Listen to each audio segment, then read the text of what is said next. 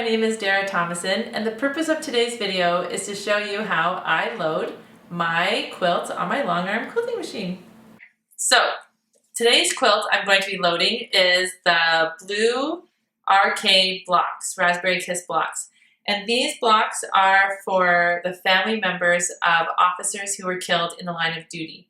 And so part of what I do is and I'm sure most of you quilters, a lot of what you do is charity work. And so I'm actually the Canadian version of this project. So if there is an officer who dies in the line of duty, then I contact the Canadian police station or wherever they work for and coordinate for them to get the quilts. So it's a wonderful, worthwhile project. And actually all these squares are donated by people who want to give. That's a whole other story, but you know me, I want to share the love. So that is the quilt that I'm going to be quilting. And so this is my backing. And so this was actually donated, and the backing needed to be pieced. And that's actually really important when you're loading your quilt. So when I pieced my backing, I ironed it flat, and I'm going to load it up. Now, if you see this edge, so this is the raw edge, that's even on that side, but this side is not even. And so one of the things that can happen when you're loading a quilt is obviously you need to have this square. And squaring up a quilt can be really challenging, especially when it's really large.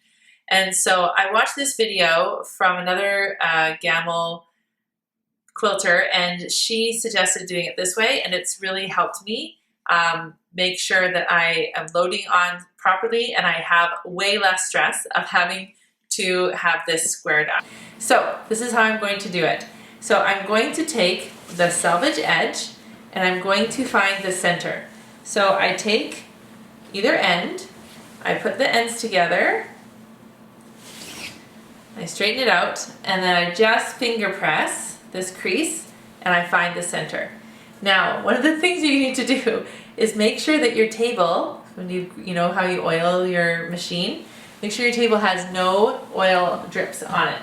So I'm just going to throw that edge over, keeping my center, and then I'm going to, on either side, straighten this out. So here I pinned the center of my quilt to the center of it. Now, just a little hack. When you are pinning and pinning off your quilt, I just poke them into the leaders, because there's no point in putting them nice and flat and taking that extra time unless it's like later on and I have a not as big of a quilt.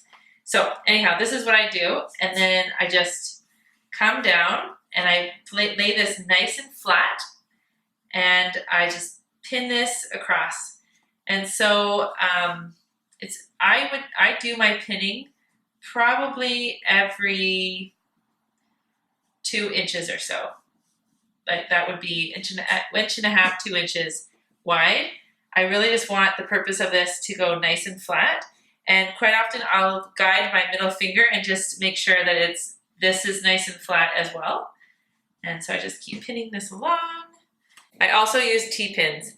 But I have been told that the corsage pins are better because they're not as thick as the T-pins. However, the T-pins are super strong. So if you like that, you can go for that. So I'm just gonna continue on.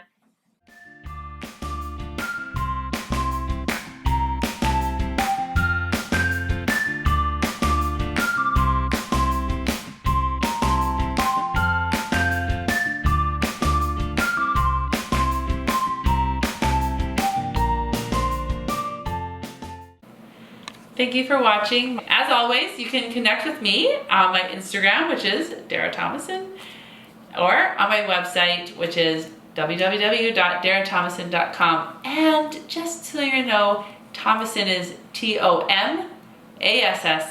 All right, take care. Till next time. Bye.